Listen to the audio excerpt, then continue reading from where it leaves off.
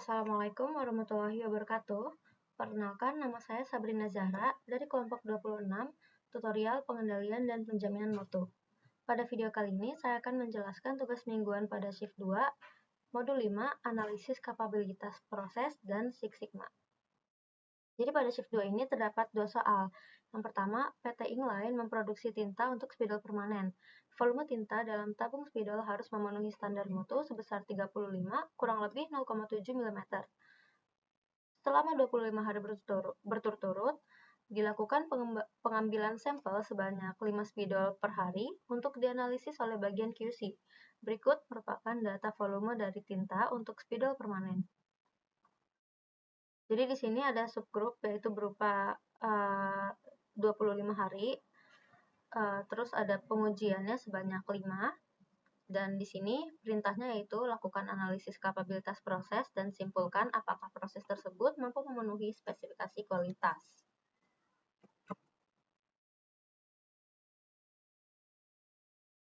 Jadi yang pertama itu tentu saja kita harus mengaktifkan package. Di sini package yang digunakan adalah QCC dan juga Red Excel untuk membaca file Excel yang diimpor dari persoalan nomor 1 dan 2.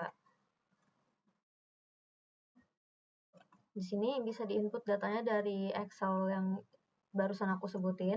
Jadi diketahui pada soal nomor 1, di sini ada target berupa 35 mm dari tinta, terus ada juga USL atau upper specification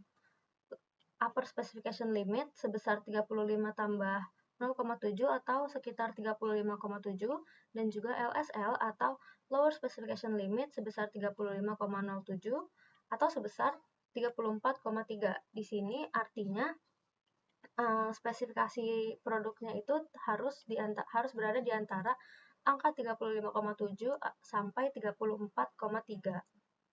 Lalu di tahap selanjutnya yaitu menghilangkan kolom subgroup. Setelah itu bisa dilakukan uji kenormalan untuk memastikan bahwa datanya itu stabil. Di sini diasumsikan bahwa distribusinya itu normal. Jadi dia menggunakan sintaks Shapiro-Wilk test.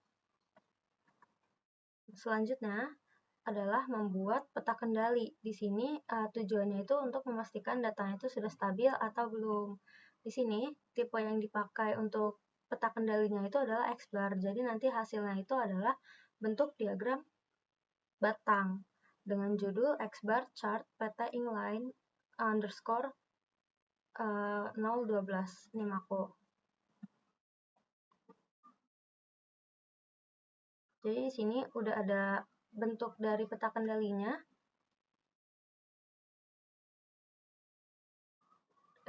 Di sini diketahui W sama dengan 0,9791, p-value-nya 0,3384. Di sini jika dilihat dari grafiknya, dia itu tidak ada yang melebihi atau kurang dari batas atas atau batas bawah yang berada pada informasi data yang tertera. Selanjutnya menghitung kapabilitas proses. Nah, ini adalah bentuk dari grafik batang yang tadi aku sebutin. Jadi di sini ada CP, CPL, CPU, CPK, dan CPM. Di sini juga ada value dan juga batas bawah sebesar 2,5% dan juga batas atas sebesar 97,5%. Jadi di sini CP itu untuk menunjukkan kapabilitas potensial proses. Di sini value-nya itu sebesar 1100 dengan batas bawahnya itu adalah 0,96 dan juga batas atas 1,236. Terus di sini ada CPL atau dia menunjukkan kapabilitas proses terhadap batas bawah atau specification limit dengan value 1,088 dan batas bawahnya itu 0,9644 dan batas atasnya 1,212. Lalu di sini juga ada kapabilitas proses terhadap batas atas, lalu juga ada indeks kapabilitas aktual, serta CPM itu adalah kapabilitas dengan memperhatikan penyimpangan dari targetnya. Jadi di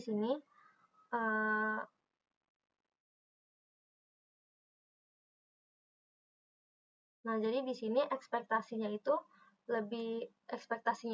lebih besar daripada LSL atau limit batas bawah, yaitu 0,055%.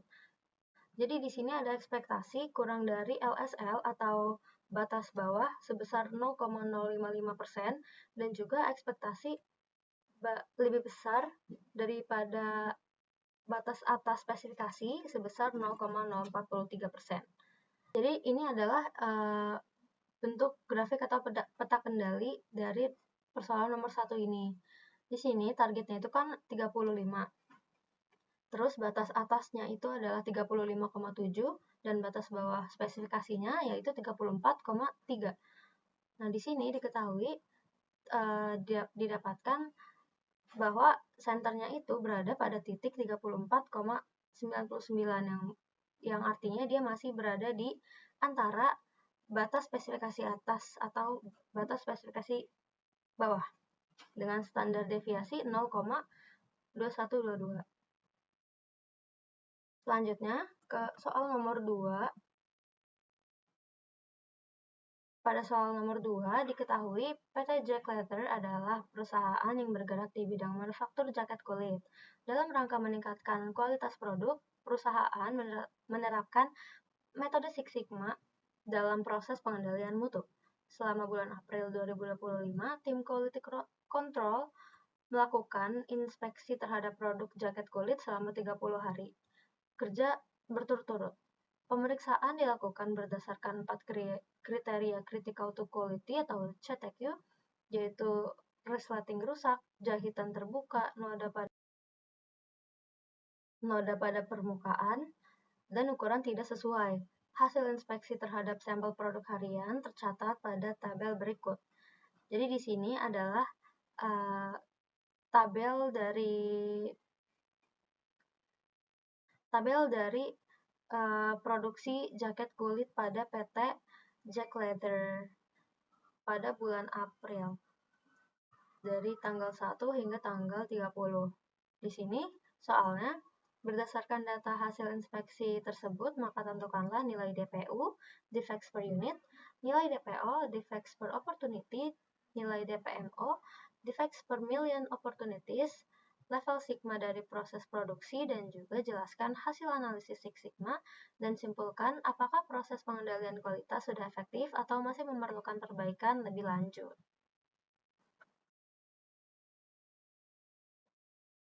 Di sini pada nomor 2 ini menggunakan library stats.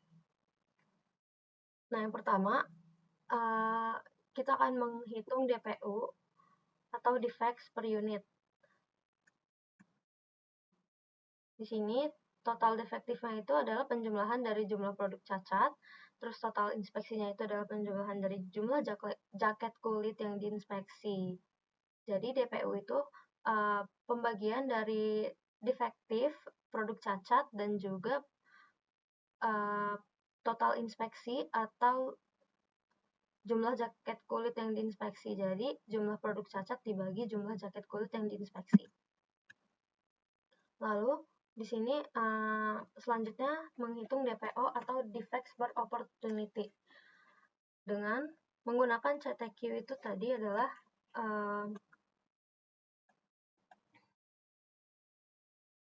CTQ adalah critical to quality. Tadi tuh jenisnya ada 4 kriteria. Terus di sini dia DPU, defects per unit, dibagi dengan 4 kriteria tersebut. Selanjutnya menghitung DPMO, defects per million opportunity. Jadi si defects per opportunity ini dikali dengan 1 juta karena dia adalah per million opportunity. Selanjutnya adalah menghitung level sigma. Di sini dia menggunakan distribusi normal dengan ditambah 1,5. 1,5 ini adalah tetapan dari yang biasa industri gunakan. Selanjutnya membuat summary dari hasil Six Sigma yang telah diperoleh dengan mengumpulkan nilai DPU, DPO, DPMO, dan juga level sigma.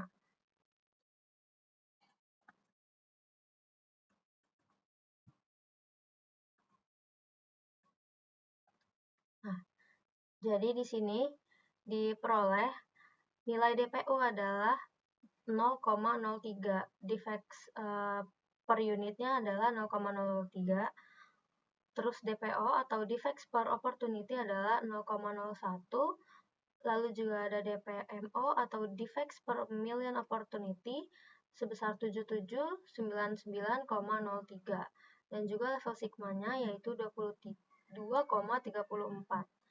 Jadi di sini DPMO-nya adalah peluang dari 1 juta itu terdapat rusak sebanyak 7799,03. Jadi kesimpulan pada nomor 2 ini berdasarkan hasil Six Sigma-nya diketahui tingkat kecacatan produknya itu berada pada batas yang rendah, yaitu 0,03, dan juga peluangnya yaitu 0,01. Dengan level sigmanya dia itu menunjukkan kalau prosesnya itu udah berjalan cukup baik, tapi dia belum mencapai tingkat kapabilitas yang optimal, yaitu 6 sigma. Di sini tuh baru menunjukkan dia tuh masih 2,34. Jadi pengendalian kualitas pada perusahaan jaket ini udah berjalan secara efektif dan umum, tapi dia masih memerlukan perbaikan berkelanjutan buat menurunkan variasi dan meningkatkan konsistensi hasil produksi dari jaket-jaket yang diproduksi. Jadi cukup sekian tugas mingguan modul 5 dari saya. Terima kasih. Wassalamualaikum warahmatullahi wabarakatuh.